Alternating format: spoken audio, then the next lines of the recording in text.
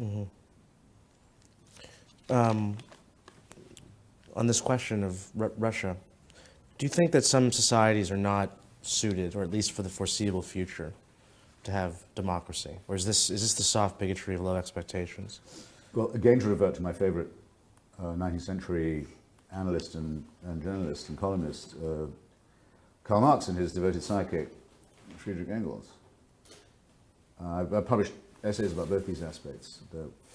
When they weren't being brilliant about the future of British India, they were unusually shrewd about the future of the United States, which they thought to be the great country for free labor, untrammelled social mobility, innovation, and many other positively charged things. In contrast to the frightful millennial backwardness and despotism of Russia that seemed almost impervious to human effort. It's the view that many great Russian writers have taken of their culture. I simply don't feel entitled to pronounce on that. But one reason, I haven't been to Russia enough, I've only been there once.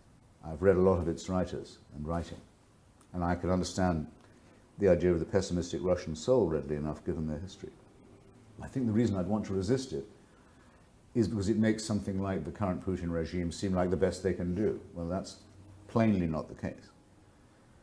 I mean, a country in far worse straits materially than Russia could do a great deal better than the regime of personal power, in which, for some reason, there seems to be a law that says it must be true, but anyone who criticizes the regime goes missing or is mutilated or silenced in some form or another, in which there's what I consider to be a very dangerous alliance between Russian nationalism and chauvinism, revived under various pretexts of humiliation that I think are very dubious, and a very dogmatic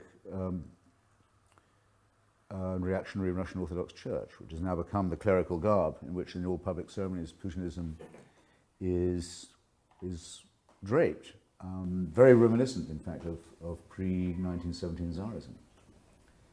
And for that reason, to be deplored as a terrible outcome for the Russian people and for people who live within Russia's borders, or non-Russian, but also for Russia's neighbors, because this expresses a clear nostalgia for days of Russian glory and domination and empire.